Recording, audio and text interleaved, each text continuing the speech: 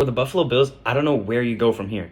They already kind of went into the season thinking this is our year, this is the year we put it all together. Last year was a fluke year.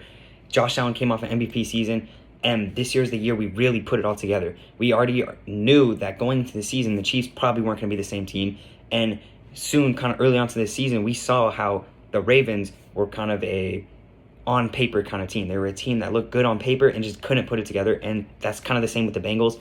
And this year was the year that Josh Allen was supposed to be that guy that was going to finally get over the hump and take this team to the Super Bowl, and he just didn't. He fell short.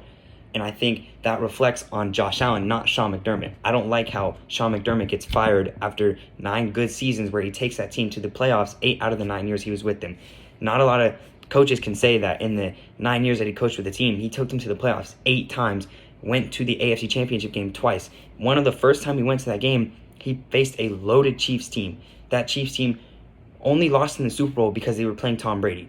And I think it's going to be very interesting going into this next season because the Buffalo Bills are already going to be going into the season with negative $9 million in cap space. So they pretty much can't sign anybody. They're going to have to cut some players. They're going to have to restructure some contracts. And also, they need to rework kind of that offense, kind of get Josh Allen a number 1 target, and they're going to have to give up some draft capital. And so if they really want to win a Super Bowl, they're going to have to go all in, and going all in might be a little kind of dangerous, kind of a slippery slope because the rest of the AFC is just going to continue to get better. I guarantee you the Patriots, win or lose the Super Bowl, they're going to get better. They have a lot of money. Same with the Broncos. They're just going to continue to get better.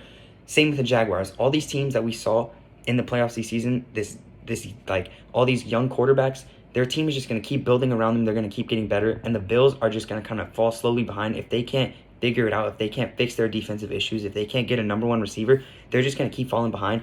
And that's why I think the Buffalo Bills this season were a big disappointment.